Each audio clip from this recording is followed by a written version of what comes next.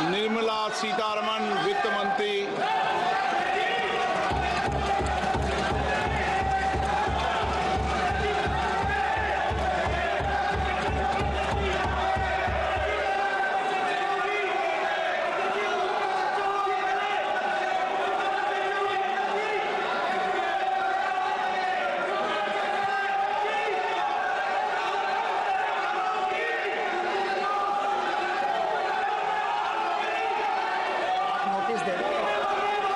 सदस्यगण, budget के बाद राज्यपाल अभिभाषण में आपको पर्याप्त अवसर दूंगा। मेरा आपसे निवेदन है, नहीं माननीय अखिलेश जी, आपने संसद की मर्यादा को आप बना के रखें। कभी बजट भाषण के अंदर इस तरीके का नहीं हुआ, ये उचित नहीं है, ये उचित नहीं है। अखिलेश जी प्लीज, मैं आपको मौका दूंगा राज्यपाल अभिभाषण पे, प्लीज। नो, ये तरीका ठीक नहीं है। No,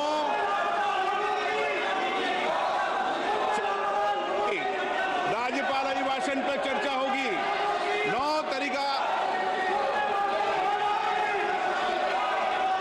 Honorable Speaker, I present the budget for 25-26. This budget continues our government's efforts to A. Accelerate growth, B. Secure inclusive development, C. Invigorate private sector investments, D. Uplift household sentiments, and E. Enhance spending power of India's rising middle class. Together, we embark on a journey to unlock our nation's tremendous potential for greater prosperity and global positioning under the leadership of Honorable Prime Minister Shri Narendra Modi. As we complete the first quarter of the 21st century, continuing geopolitical headwinds suggest lower global economic growth over the medium term.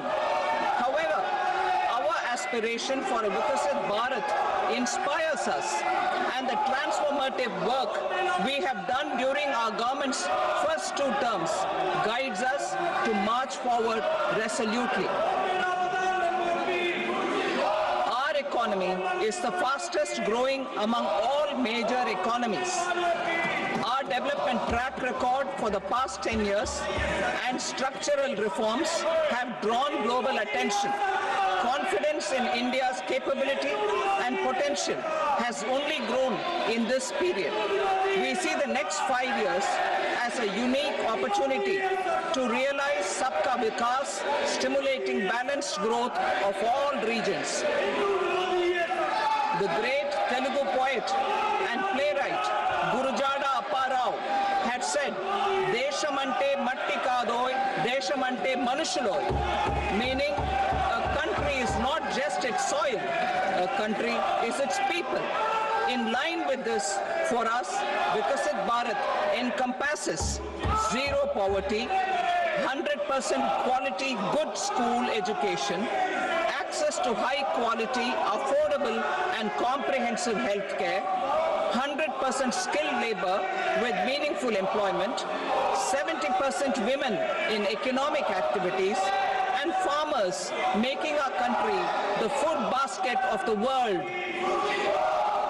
In this budget, the proposed development measures span 10 broad areas, focusing on Garib, youth, Annadata, and Nari, spurring agricultural growth and productivity, building rural prosperity and resilience, taking everyone together on an inclusive growth path, boosting manufacturing and furthering Make in India, supporting MSMEs, enabling employment-led development, investing in people, economy, and innovation, securing energy supplies, promoting exports, and nurturing innovation. For this journey of development, our 4 powerful engines are agriculture, MSME, investments, and exports. The fuel, our reforms. Our guiding spirit, inclusivity, and the destination, Vikasit Bharat. This budget aims to initiate transformative reforms across 6 domains. During the first 5 years, these will augment our growth potential and global competitiveness. The domains are taxation, power sector, urban development, mining, financial sector, and regulatory reforms. Agriculture as the first engine. Now I move to specific proposals, beginning with agriculture as the first engine.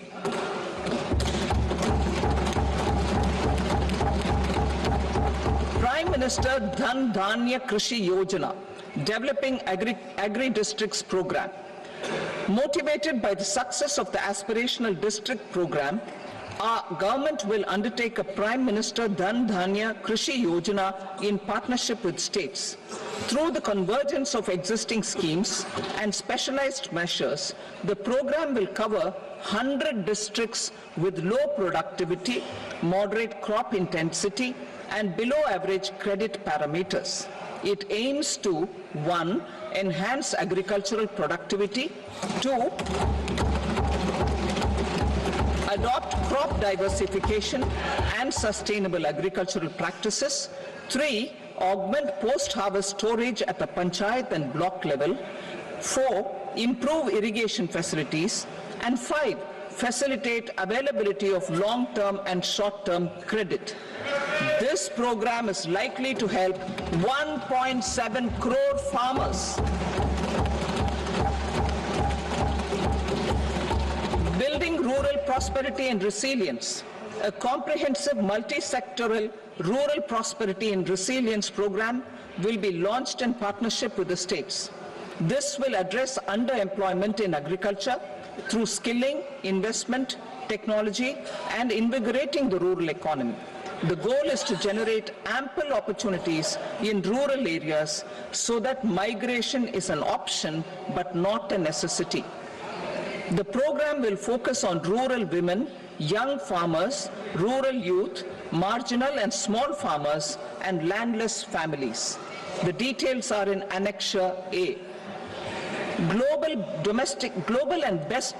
Domestic best practices will be incorporated, and appropriate technical and financial assistance will be sought from multilateral development banks.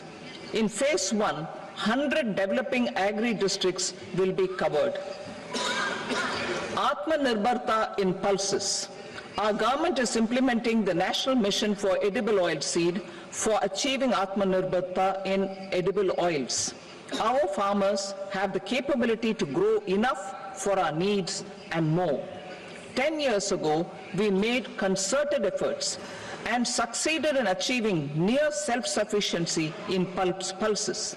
Farmers responded to the need by increasing the cultivated area by 50%, and government arranged for procurement and remunerative prices. Since then, with rising incomes and better affordability, our consumption of pulses has increased significantly. Our government will now launch a 6-year mission for Atmanirbharta in pulses with a special focus on Tuar, Urad, and Masoor. Details are in Annexure B.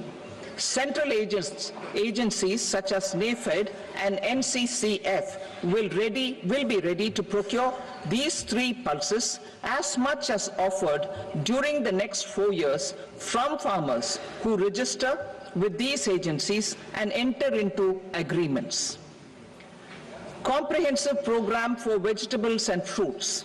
It is encouraging that our people are increasingly becoming aware of their nutritional needs. It is a sign of a society becoming healthier. With rising income levels, the consumption of vegetables, fruits, and Shri Anna is increasing significantly. A comprehensive program to promote production, efficient supplies, processing, and remunerative prices for farmers will be launched in partnership with the states. Appropriate institutional mechanisms for implementation and participation of farmer producer organizations and cooperatives will be set up. Makhana Board in Bihar. For this, there is a special opportunity for the people of Bihar. A Makhana Board will be established in the state to improve production, processing, value addition, and marketing of Makhana. The people engaged in these activities will be organized into FPOs. The board will provide hand-holding and training support to Makhana farmers and will also work to ensure they receive the benefits of all relevant government schemes. A national mission on high-yielding seeds will be launched, aimed at 1. Strengthening research ecosystem, 2. Targeted development and propagation of seeds with high yield, pest resistance, and climate resilience, and 3. Commercial availability of more than 100 seed varieties released since July 2024. India ranks second largest globally in fish production and aquaculture. Seafood exports are valued at 60,000 crore rupees. To unlock the untapped potential of the marine sector, our government will bring in an enabling framework for sustainable harnessing of fisheries from Indian exclusive economic zone and high seas, with a special focus on the Andaman and Nicobar and Lakshadweep Islands. For the benefit of lakhs of cotton growing farmers, I am pleased to announce a mission for cotton productivity. This 5-year mission will facilitate significant improvements in productivity and sustainability of cotton farming and promote extra long staple cotton varieties. The best of science and technology support will be provided to farmers.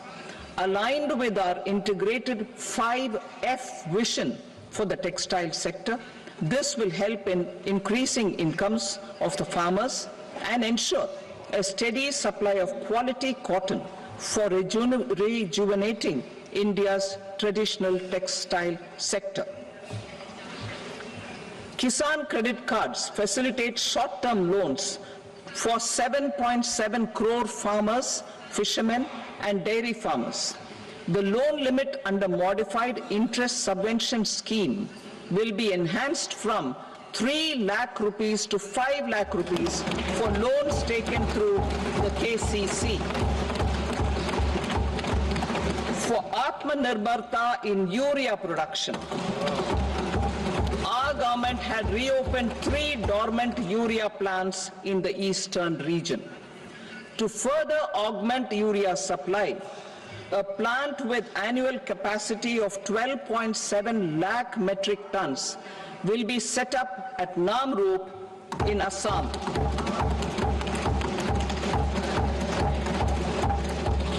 India Post, with 1.5 lakh rural post offices, complemented by the India Post Payment Bank and a vast network of 2.4 lakh Dak Sevaks, will be repositioned to act as a catalyst for the rural economy. Details are at Annexure C. India Post will also be transformed as a large public logistics organization. This will meet the rising needs of Vishwakarmas, new entrepreneurs, women, self-help groups, MSMEs, and the large business organizations. Our government will provide support to NCDC for its lending operations for the cooperative sector. MSMEs as the second engine. Now I move to MSMEs as the second engine, which encompasses manufacturing and services with a focus on MSMEs numbering 5.7 crores. Currently, over 1 crore registered MSMEs, employing 7.5 crore people, and generating 36% of our manufacturing, have come together to position India as a global manufacturing hub. With their quality products, These MSMEs are responsible for 45% of our exports. To help them achieve higher efficiencies of scale, technological upgradation, and better access to capital, the investment and turnover limits for classification of all MSMEs will be enhanced to 2.5 and 2 times respectively. This will give them the confidence to grow and generate employment for our youth. The details are given in Annexure D. To improve access to credit, the credit guarantee cover will be enhanced. First, for micro and small enterprises from 5 crore to 10 crore rupees, leading to additional credit of 1.5 lakh crores in the next 5 years.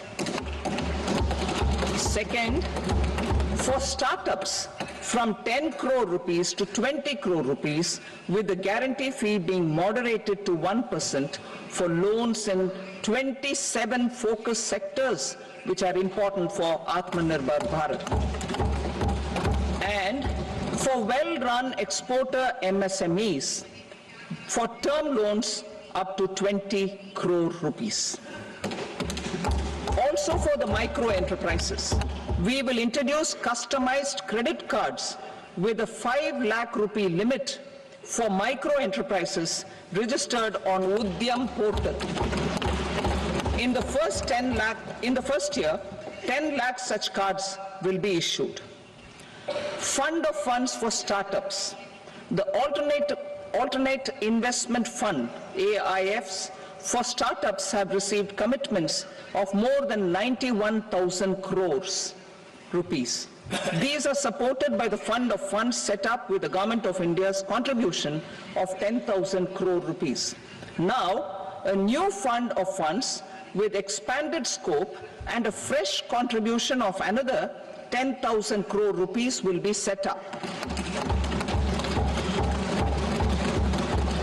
A new scheme will be launched for 5 lakh women, scheduled castes and scheduled tribes, first-time entrepreneurs.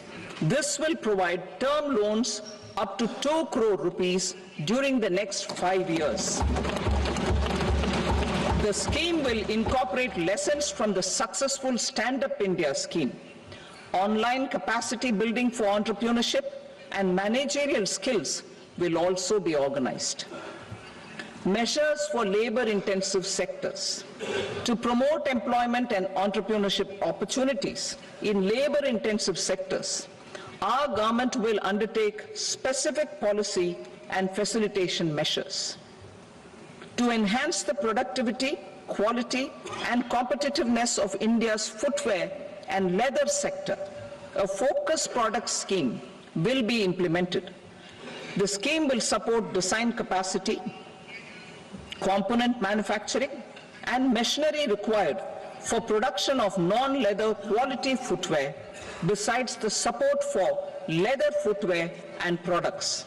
The scheme is expected to facilitate employment for 22 lakh persons, generate over 4 lakh crore rupees, and exports of over 1.1 lakh crore rupees. Measures for the toys sector. Building on the National Action Plan for Toys, we will implement a scheme to make India a global hub for toys. The scheme will focus on development of clusters, skills, and a manufacturing ecosystem that will create high-quality, unique, innovative, and sustainable toys that will represent the Made in India brand. Support for food processing. In line with our commitment towards Purvodaya, we will establish a National Institute of Food Technology, Entrepreneurship, and Management in Bihar. The institute will provide a strong fillip to food processing activities in the entire eastern region. This will result in 1. Enhanced income for the farmers through value addition to their produce, and 2. Skilling entrepreneurship and employment opportunities for the youth. Manufacturing mission, furthering Make in India. Our government will set up a national manufacturing mission covering small, medium and large industries for furthering Make in India by providing policy support, execution roadmaps, governance and monitoring framework for central ministries and states. Details are in Annexure E. Given our commitment to climate-friendly development, the mission will also support clean tech manufacturing. This will aim to improve domestic value addition and build our ecosystem for solar PV cells, EV batteries, motors and controllers, electrolyzers, wind turbines, very high voltage transmission equipment and grid-scale batteries. Investment as the third engine. Now I move to investment as the third engine, which encompasses investing in people, investing in the economy, and investing in innovation. Investing in people. Saksham Anganwadi and Poshan 2.0. Saksham Anganwadi and Poshan 2.0 program provides nutritional support to more than 8 crore children. 1 crore pregnant women and lactating mothers all over the country, and about 20 lakh adolescent girls in aspirational districts and the Northeast region. The cost norms for these nutritional support will be enhanced appropriately. Atal Tinkering Labs. 50,000 Atal Tinkering Labs will be set up in government schools in the next 5 years to cultivate the spirit of curiosity and innovation and foster a scientific temper among young minds. Broadband connectivity to government secondary schools and PHCs. Broadband connectivity will be provided to all government secondary schools and primary health centers in rural areas under the BharatNet project. Bharatiya Bhasha Pustak Scheme. We propose to implement a Bharatiya Bhasha Pustak scheme to provide digital form Indian language books for schools and for higher education. This aims to help students understand their subjects better and in their language. National Centers of Excellence for Skilling. Building on the initiative announced in the July 24 budget, 5 national centers of excellence for skilling will be set up with global expertise and partnerships to equip our youth with the skills required for Make for India, Make for the World manufacturing. The partnership will cover curriculum design, training of trainers, and a skills certification framework and periodic reviews. Expansion of capacity in IITs. Total number of students in 23 IITs has increased 100% from 65,000 to 1.35 lakh in the past 10 years.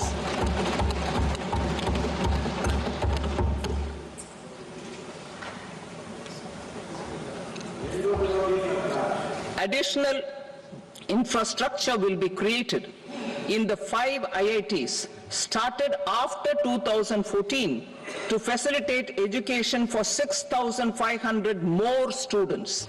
Hostel and other infrastructure capacity at IIT Patna will also be expanded.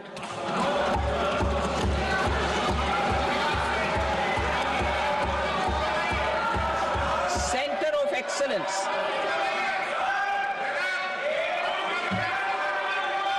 Center of Excellence in AI for Education. I had announced 3 centers of excellence in artificial intelligence for agriculture, health, and sustainable cities in 2023. Now a center of excellence in artificial intelligence for education will be set up with a total outlay of 500 crores. Expansion of medical education. Our government has added almost 1.1 lakh undergraduate and postgraduate medical education seats in 10 years, an increase of 130%. In the next year, 10,000 additional seats will be added in medical colleges and hospitals towards the goal of adding 75,000 seats in the next 5 years. Daycare cancer centers in all district hospitals. Our government will facilitate setting up of daycare cancer centers in all district hospitals in the next 3 years. 200 centers will be established in 25-26 itself. Strengthening urban livelihoods. Our government has been giving priority to assisting urban poor and vulnerable groups. A scheme for socio-economic upliftment of urban workers will be implemented to help them improve their incomes, have sustainable livelihoods, and a better quality of life. PM Swanidhi scheme has benefited more than 68 lakh street vendors, giving them respite from high-interest informal sector loans. Building on this success, the scheme will be revamped with enhanced loans from banks, UPI-linked credit cards with 30,000 rupees limit, and capacity building support. Social Security scheme for welfare of online platform workers. Gig workers of online platforms provide great dynamism to the new age services economy. Recognizing their contribution, the government will arrange for their identity cards and registration on the e-Shram portal. They will be provided health care under PM Jan Arogya Yojana. This measure is likely to assist nearly 1 crore gig workers.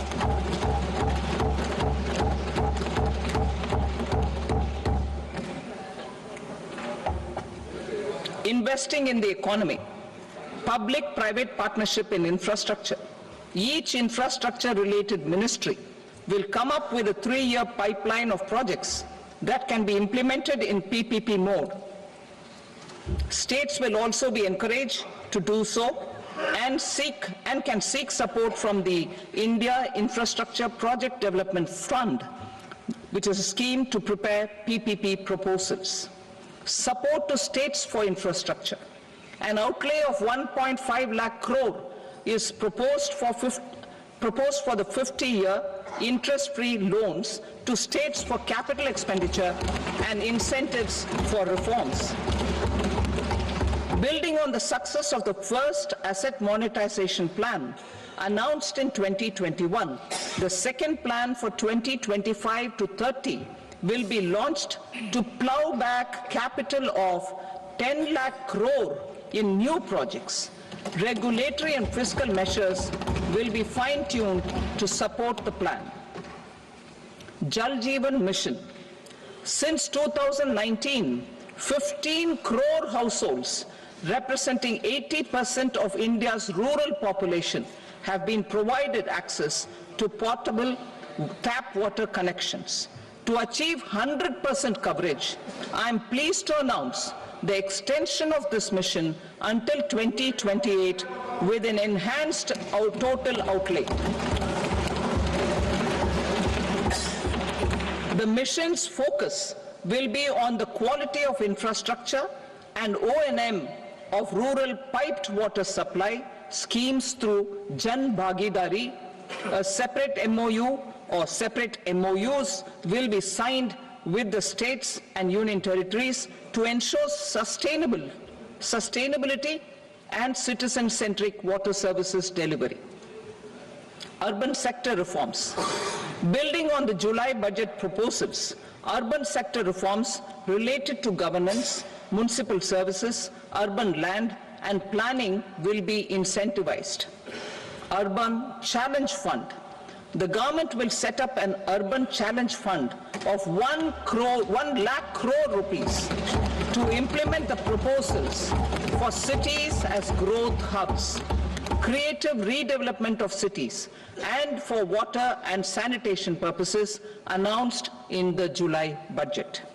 This fund will finance up to 25% of the cost of bankable projects, with a stipulation that at least 50% of the cost is funded from bonds, bank loans and PPPs. An allocation of 10,000 crore is proposed in 2025-26. Power sector reforms.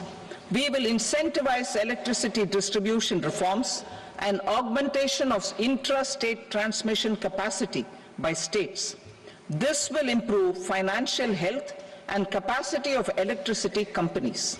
Additional borrowing of 0.5% of GSDP will be allowed to states contingent on these reforms. Nuclear energy mission for Vikasit Bharat.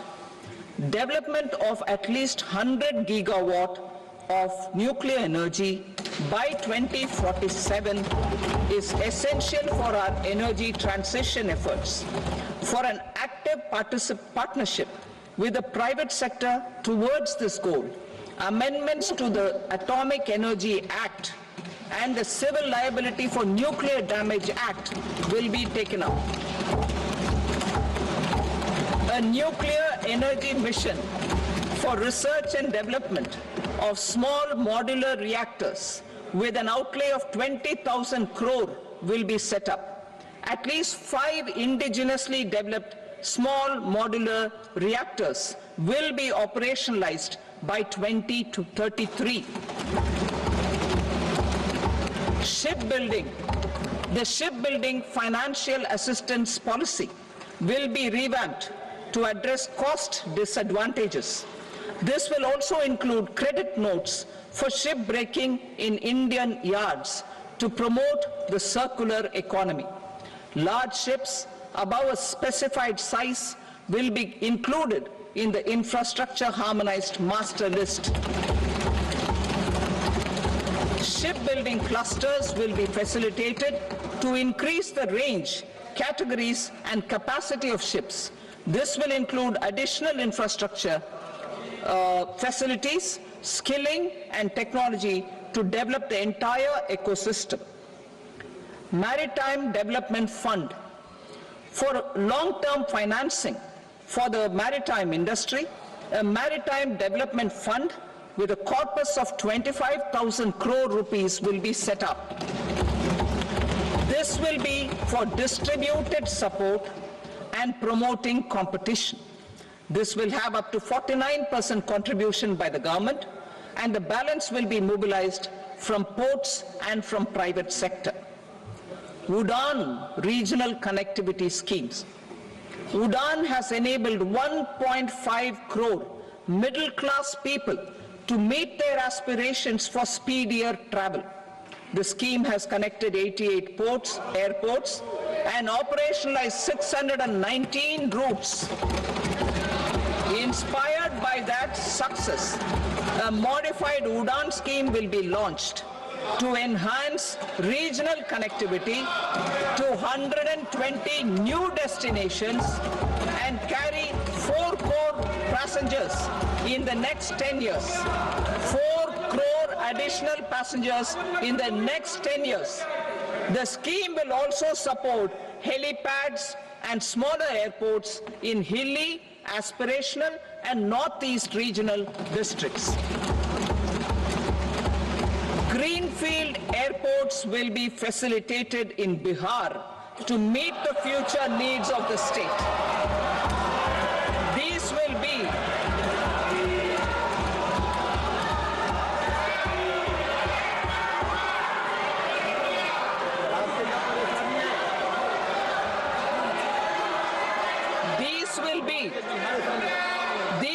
be in addition to the expansion of the capacity of Patna Airport and a brownfield airport in Beta. Western Kosi Canal project in Mithilanchal. Financial support will be provided for the Western Kosi Canal ERM project benefiting a large number of farmers, cultivating over 50,000 hectares of land in the Mithilanchal region of Bihar. Mining sector reforms, including those for minor minerals, will be encouraged through sharing of best practices and institutions of a state mining index. A policy for recovery of critical minerals from tailings will be brought out.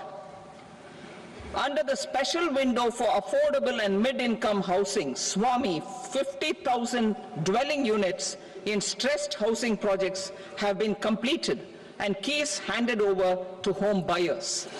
Another 40,000 units will be completed in 2025, further helping middle-class families who are paying EMIs on loans taken for apartments while also paying rent for their current dwellings.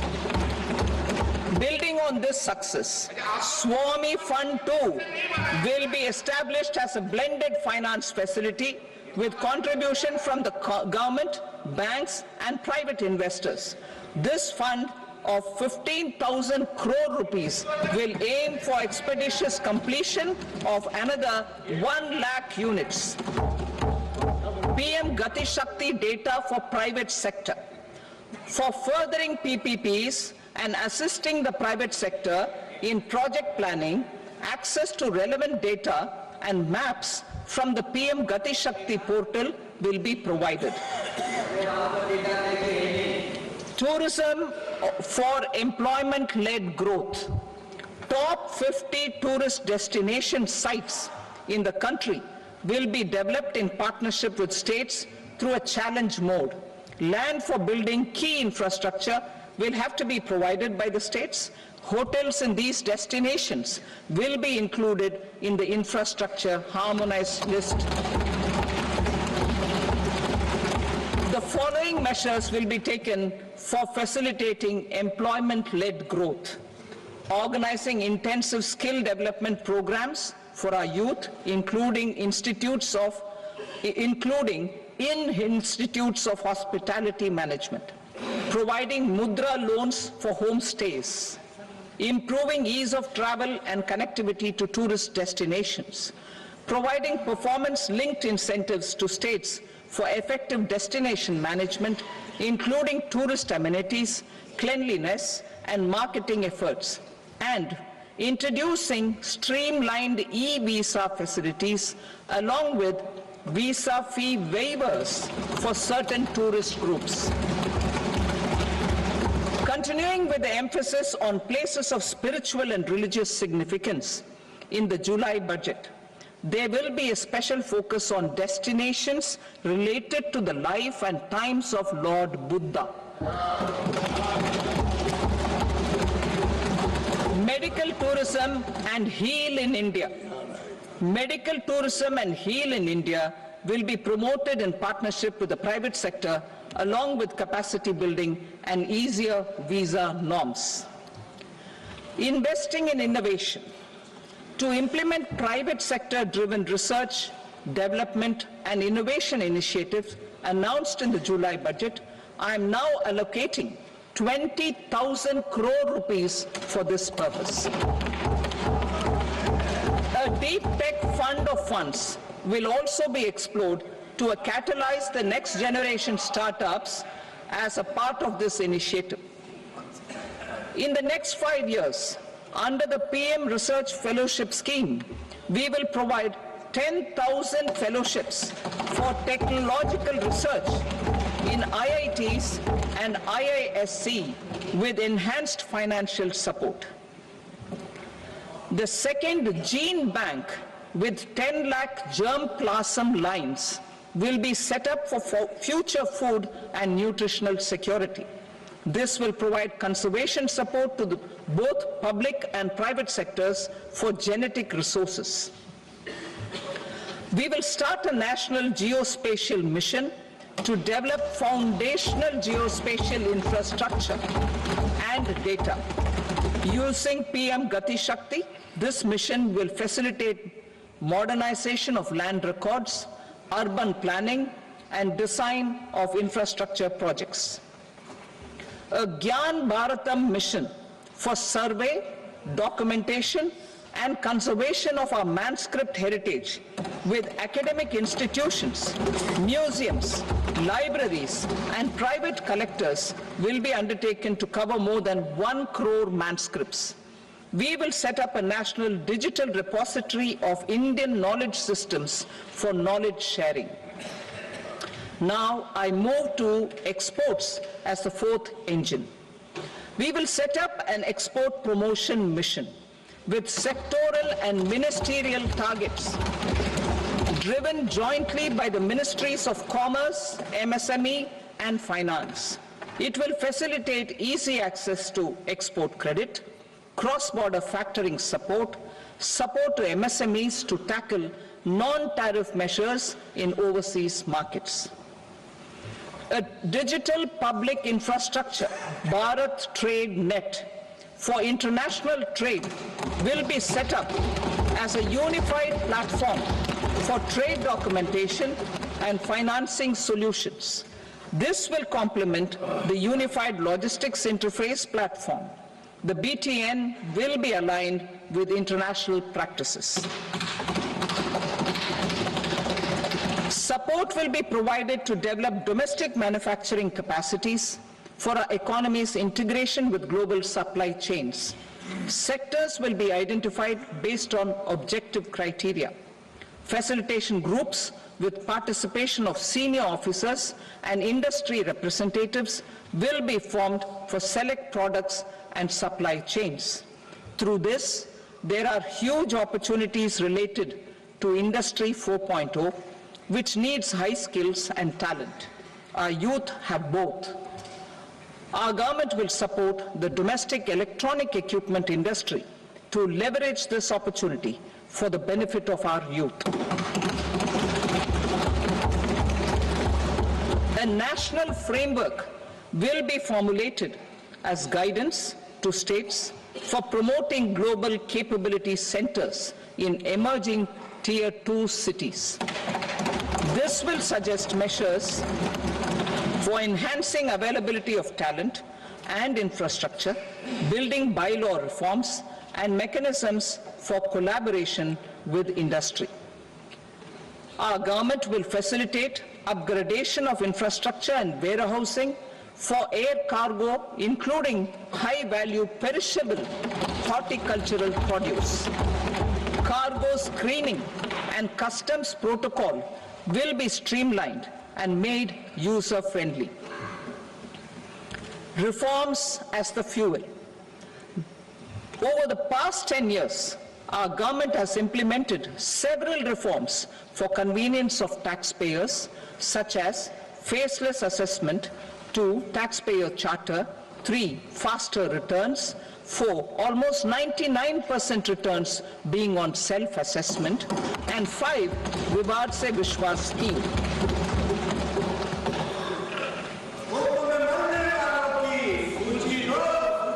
Continuing these efforts, I reaffirm the commitment of the Tax Department to trust first, scrutinize later.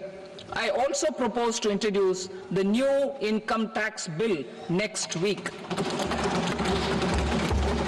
I will detail the indirect tax reforms and changes in direct taxes in Part B. Financial sector reforms. The FDI limit for the insurance sector will be raised from 74 to 100%. This enhanced limit will be available for those companies which invest the entire premium in India. The current guardrails and conditionalities associated with foreign investment will be reviewed and simplified. The services of India Post Payment Bank will be deepened and expanded in rural areas. NABFID will set up a partial credit enhancement facility for corporate bonds for infrastructure. Public sector banks will develop Grameen Credit Score framework to serve the credit needs of SHG members and people in rural areas. A forum Forum for Regulatory Coordination and Development of Pension Products will be set up. To implement the earlier announcement on simplifying the KYC processes, the revamped Central KYC Registry will be rolled out in 2025.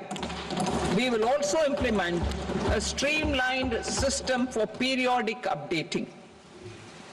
Requirements and procedures for speedy approval of company mergers will be rationalized. The scope for fast-track mergers will also be widened and the process made simpler.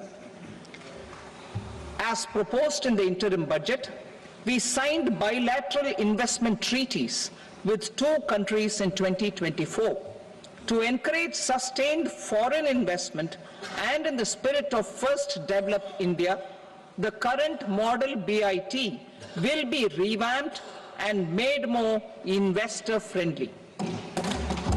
In the last 10 years, in several aspects, including financial and non-financial, our government has demonstrated a steadfast commitment to ease of doing business. We are determined to ensure that our regulations must keep up with technological innovations and global policy developments. A light-touch regulatory framework based on principles and trust will unleash productivity and employment. Through this framework, we will update regulations that were made under old laws. To develop this modern, flexible, people-friendly, and trust-based regulatory framework appropriate for the 21st century, I propose 4 specific measures. A high-level committee for regulatory reforms will be set up for a review of all non-financial sector regulations, certifications, licenses, and permissions. The committee will be expected to make recommendations within a year. The objective is to strengthen trust-based economic governance and take transformational measures to enhance ease of doing business, especially in matters of inspection and compliances. States will be encouraged to join in this endeavor. An investment friendliness index of states will be launched in 2025 to further the spirit of competitive, cooperative federalism. Under the Financial Stability and Development Council, a mechanism will be set up to evaluate impact of the current financial regulations and subsidiary instructions. It will also formulate a framework to enhance their responsiveness and development of the financial sector. In the Jan Vishwas Act 2023, more than 180 legal provisions were decriminalized. Our government will now bring up the Jan Vishwas Bill 2.0 to decriminalize more than 100 provisions in various laws. I now move to fiscal policy. In the July budget, I had committed to staying the course for fiscal consolidation. Our endeavor will be to keep the fiscal deficit each year such that central government debt remains on a declining path as a percentage of the GDP. The roadmap for the next 6 years has been detailed in the FRBM statement. Revised estimates for 2024-25. The revised estimate of the total receipts other than borrowings is 31.47 lakh crore rupees, of which the net tax receipts are 25.57 lakh crore rupees. The revised estimate of the total expenditure is 47.16 lakh crore rupees, of which the capital expenditure is about 10.18 lakh crore rupees. The revised estimate of the fiscal deficit is 4.8% of the GDP. Budget estimates for 25-26. Coming to 25-26, the total receipts other than borrowings and total expenditure are estimated at 34.96 lakh crore rupees and 50.65 lakh crore rupees respectively. The net tax receipts are estimated at 28.37 lakh crore rupees. The fiscal deficit is estimated to be 4.4% of GDP. To finance the fiscal deficit, the net market borrowings from dated securities are estimated at 11.54 lakh crore. The balance financing is expected to come from small savings and other sources. The gross market borrowings are estimated at 14.82 lakh crore rupees. I will now move to Part B. Indirect taxes.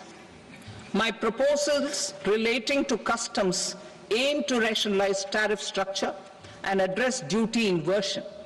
These will also support domestic manufacturing and value addition, promote exports, facilitate trade, and provide relief to common people. Rationalization of customs tariff structure for industrial goods. As a part of comprehensive review of customs rate structure announced in July 2024 budget, I propose to 1. Remove 7 tariff rates. This is over and above the 7 tariff rates removed in 23-24 budget. After this, there will be only 8 remaining tariff rates, including 0 rate. 2. Apply appropriate cess to broadly maintain effective duty incidence, except on a few items where such incidence will reduce marginally. 3. Levy not more than 1 cess or surcharge.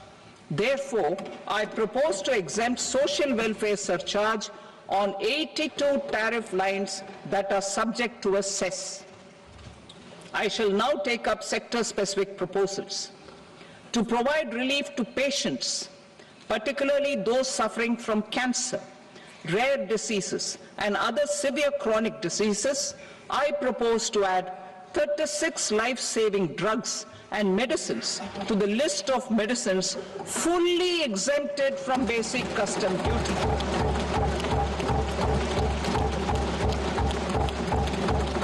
I also propose to add 6 life-saving medicines to the list attracting concessional custom duty of 5%.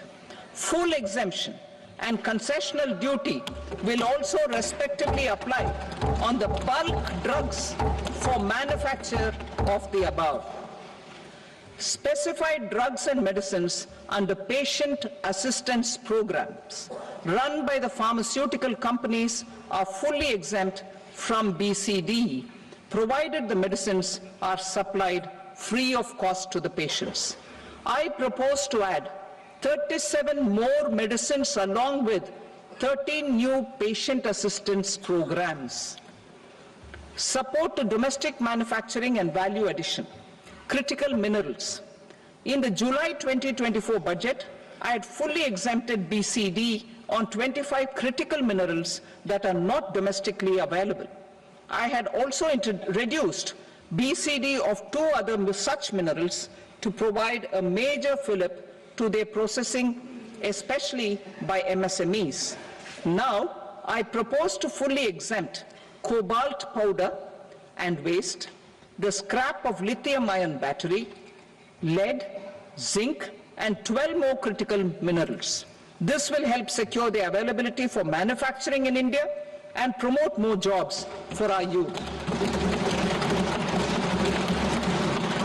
To promote domestic production of technical textile products such as agro-textiles, medical textiles, and geotextiles at competitive prices, I propose to add 2 more types of shuttle-less looms to the list of fully exempted textile machinery. I also propose to revise the BCD rate on knitted fabrics covered by 9 tariff lines from 10 or 20 to 20% or 115 rupees per kg, whichever is higher. Electronic goods. In line with our Make in India policy and to rectify inverted duty structure, I propose to increase the BCD on interactive flat panel display from 10% to 20% and reduce the BCD to 5% on open cell and other components. In 23-24 budget, for the manufacture of open cells of LCD, LED TVs, I had reduced the BCD on parts of open cells from 5% to 2.5%.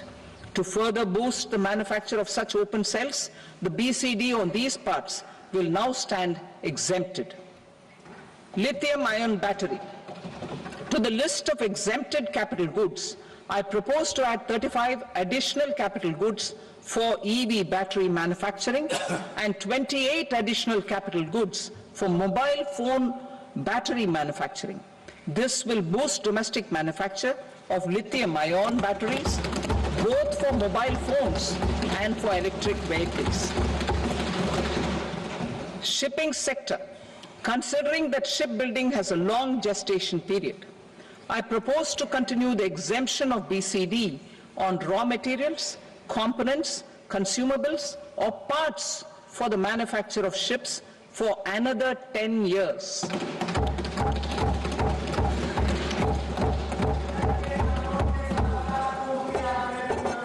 I also propose the same dispensation for shipbreaking to make it more competitive. Telecommunication. To prevent classification disputes, I propose to reduce the BCD from 20% to 10% on carrier-grade Ethernet switches to make it at par with non-carrier-grade Ethernet switches. Export promotion. To facilitate exports of handicrafts, I propose to extend the time period for export from 6 months to 1 year, further extendable by another 3 months if required.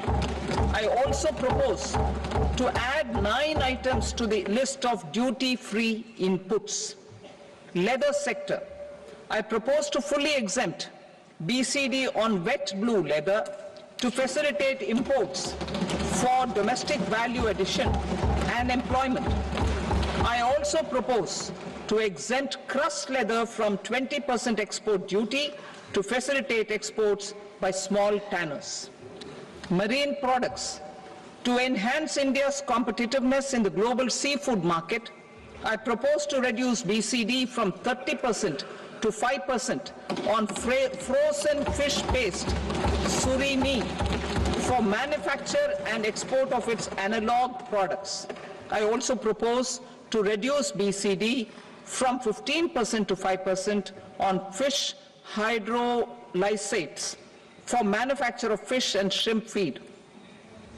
In July 2024 budget, to promote development of domestic MROs for aircraft and ships, I had extended the time limit for export of foreign origin goods that were imported for repairs from 6 months to 1 year and further extendable by 1 year.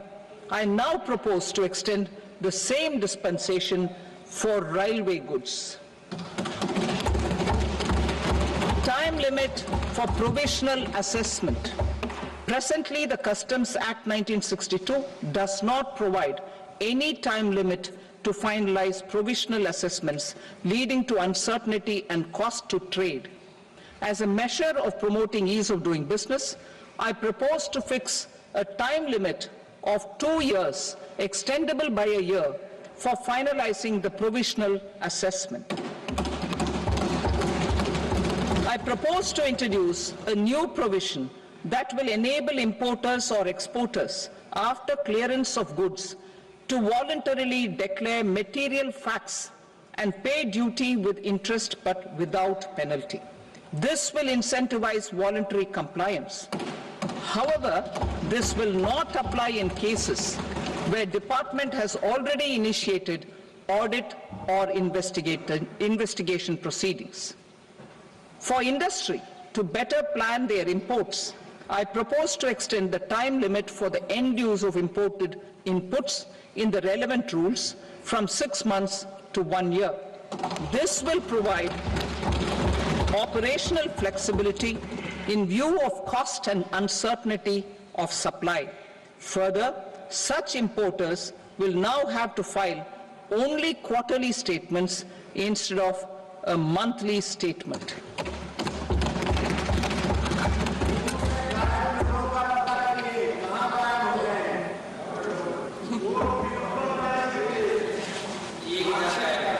I now come to my direct tax proposals. In Part A, I have briefly underlined taxation reforms as one of key reforms to realize our vision of Vikasit Bharat. In respect of criminal law, our government had earlier ushered in Bharatiya Nyaya Sanhita, replacing Bharatiya Danda Sanhita. I am happy to inform this august House and the country that for new income tax bill will carry forward the same spirit of Nyaya in its drafting as well. The new bill will be clear and direct in text, with close to half of the present law in terms of both chapters and words. It will be simple to understand for taxpayers and tax administrators, leading to tax certainty and reduced litigation. Reforms, however, are not a destination. They are means to achieve good governance for our people and economy. Providing good governance primarily involves being responsive. The Tirukural captures this in verse 542, which reads, "Vaanokki vaazhum ulagallam, mannavan kol nokki vaazhum kudi," meaning, just as the living beings live expecting rains, citizens live expecting good governance. Our government is committed to keeping an ear to the ground and a finger on the pulse and responding while balancing our national building efforts.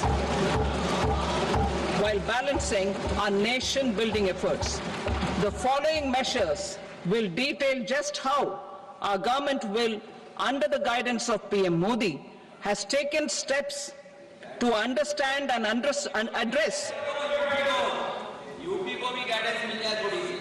I repeat that sentence, sir.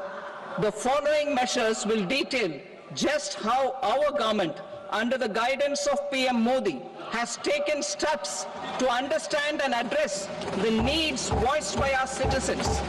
My tax proposals are guided by this spirit.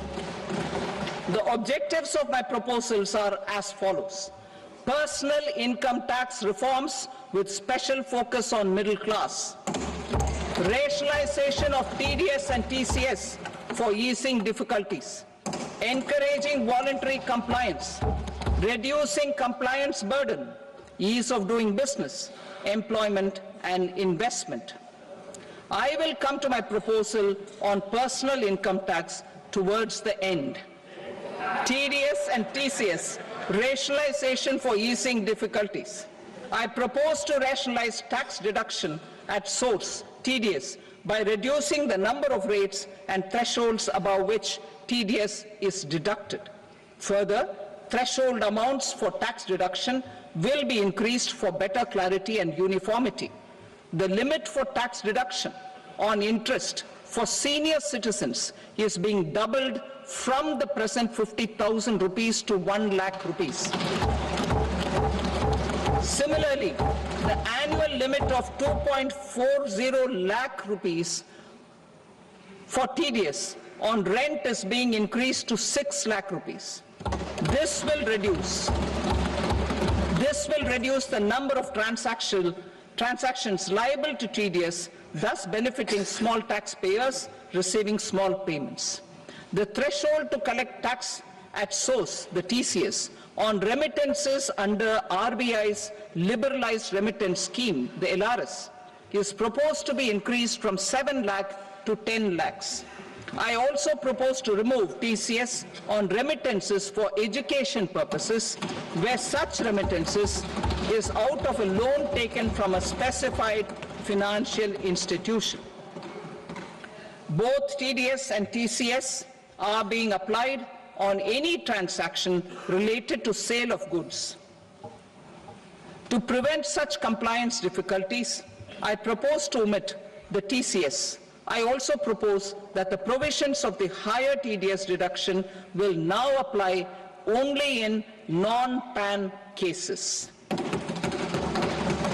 In July 2024, the delay for payment of TDS up to the due date of filing statement was decriminalized. I propose to provide the same relaxation to TCS provisions as well.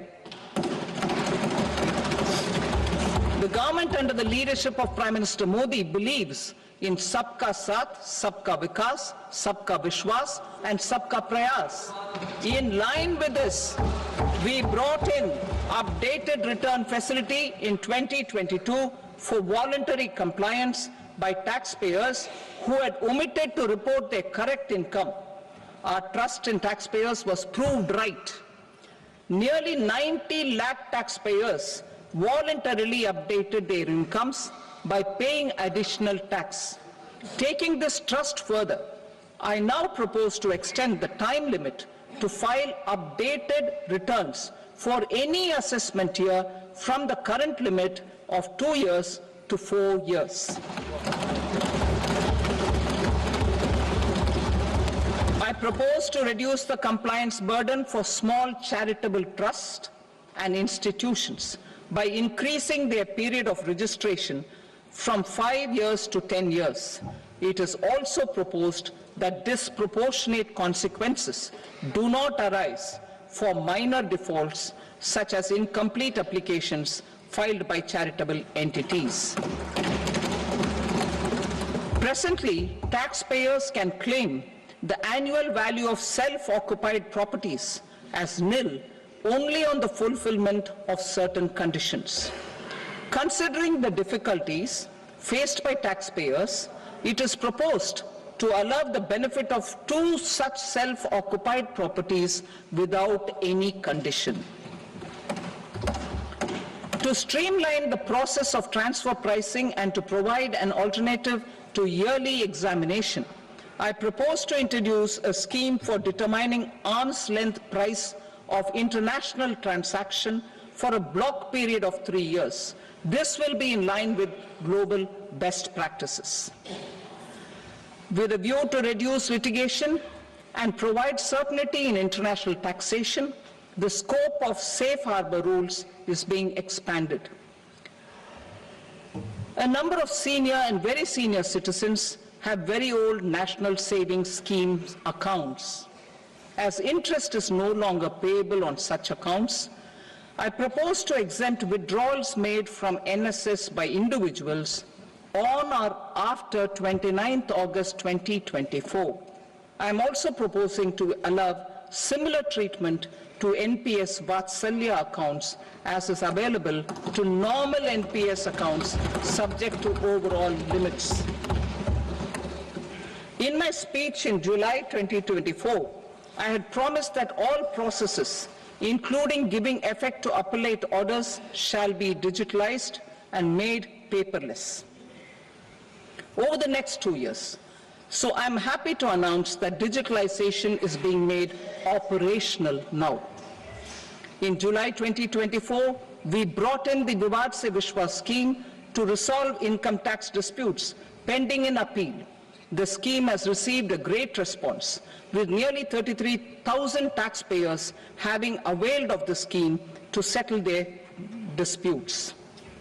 I have a few proposals to promote investment and employment. It is proposed to provide a presumptive taxation regime for non-residents who provide services to a resident company that is establishing or operating an electronics manufacturing facility. I further propose to introduce a safe harbor for tax certainty for non-residents who store components for supply to specified electronics manufacturing units. Presently, the tonnage tax scheme is available only to sea-going ships. The benefits of existing tonnage tax scheme are proposed to be extended to inland vessels registered under the Indian Vessels Act 2021 to promote inland water transport in the country. Extension for incorporation of startups. We continue to support the Indian startup ecosystem. I propose to extend the period of incorporation by 5 years to allow the benefit available to startups which are incorporated before 1/4/2030. In order to attract and promote additional activities in the IFSC, I am inter alia proposing specific benefits to ship leasing units, insurance offices, and treasury centers of global companies which are set up in IFSC. Further, to claim benefits, the cut-off date for commencement in IFSC has also been extended by 5 years to 31/3/2030.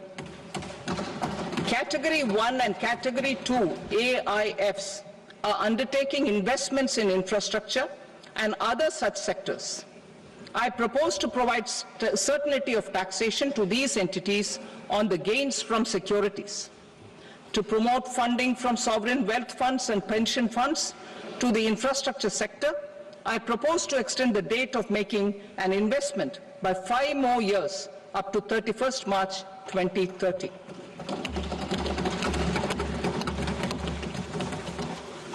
Personal income tax reforms with special focus on middle class. Democracy, demography, and demand are the key support pillars in our journey towards Vikasit Bharat. The middle class provides strength for India's growth. This government, under the leadership of Prime Minister Modi, has always believed in the admirable energy and ability of the middle class in nation building. In recognition of their contribution,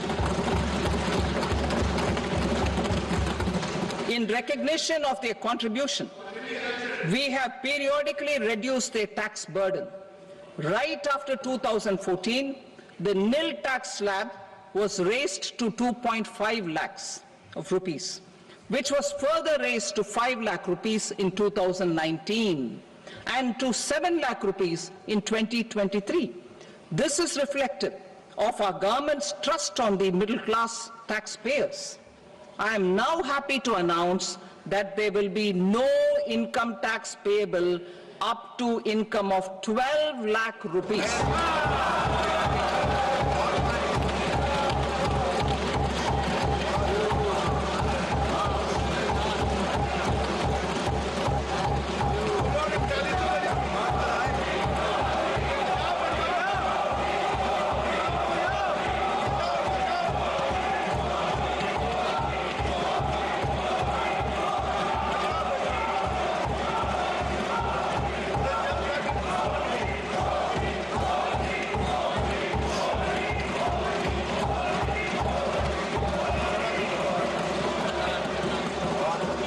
So, average income of 1 lakh per month, other than the special rate income such as capital gains, under the new regime. This limit will be 12.75 lakh for salaried taxpayers due to the standard deduction of 75,000. Slabs and rates are being changed across the board to benefit all taxpayers. The new structure will substantially reduce the taxes of the middle class and leave more money in their hands, boosting household consumption, savings, and investment. In the new tax regime, I propose to revise tax rate structures as follows: 0 to 4 lakh rupees nil, 4.8 lakh rupees to 4 to 8 lakh rupees 5%, 8 to 12 lakh rupees 10%, 12 to 16 lakh rupees 15%, 16 to 20 lakh rupees 20%, 20 to 24 lakh rupees 25%, and above 24 lakh rupees 30%. To taxpayers up to 12 lakh of normal income, other than special rate income such as capital. I read that again. To taxpayers up to 12 lakh of income, other than special rate income such as capital gains, tax rebate is being provided in addition to the benefit due to slab rate reduction in such a manner that there is no tax payable by them. The total tax benefit of slab rate changes and rebate at different income levels can be illustrated with a few examples. A taxpayer in the new regime with an income of 12 lakh rupees will get a benefit of 80,000 rupees in tax, which is 100% of tax payable as per the existing rates. A person having income A person having income of 18 lakh rupees will get a benefit of 70,000 rupees in tax. That is 30% of tax payable as per existing rates. A person with an income of 25 lakh gets a benefit of 1,10,000 rupees, that is 25% of his tax payable as per existing rates. Details of my tax proposals are given in the annexure. As a result of these proposals, Honorable Speaker, sir, revenue of about 1 lakh crore in direct taxes and 2,600 crores in indirect taxes will be foregone. Mr. Speaker, sir, with this, I commend the budget to this august House.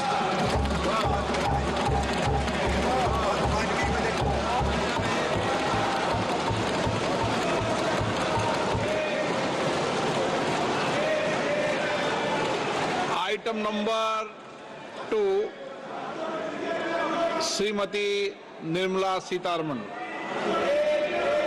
Sir, with your permission, I rise to lay on the table the following statements under Section 3(1) of the Fiscal Responsibility and Budget Management Act 2003. Medium-term fiscal policy cum fiscal policy strategy statement and macroeconomic framework statement. Item number 3, Srimati Nirmala Sitharaman. Sir, with your permission, I rise to move for leave to introduce the Finance Bill 2025. प्रश्न ये है कि विधेयक को पुनर्स्थापित करने की अनुमति प्रदान की जाए। जो सदस्य इसके पक्ष में हाँ गए, जो सदस्य विरोध में ना गए, मेरे विचार में निर्णय हाँ वालों के पक्ष में हुआ। हाँ वालों के पक्ष में अनुमति प्रदान की जाती है। माननीय मंत्री जी अब विधेयक को पुनर्स्थापित करें। Sir, I introduce the bill. Thank you. सभा की कार्रवाई सोमवार दिनांक 3 फरवरी 2025 को प्राप्त 11 बजे तक के लिए स्थगित की जाती है।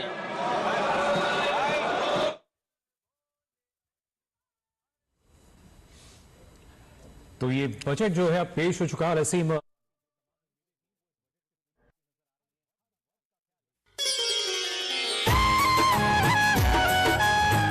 किसान भाइयों बहनों, कृषि समाचारों में आपका स्वागत।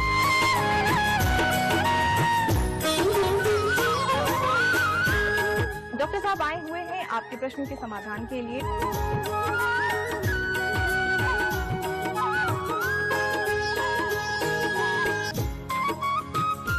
कृषि दर्पण के सजीव फोन इन कार्यक्रम में आप सभी का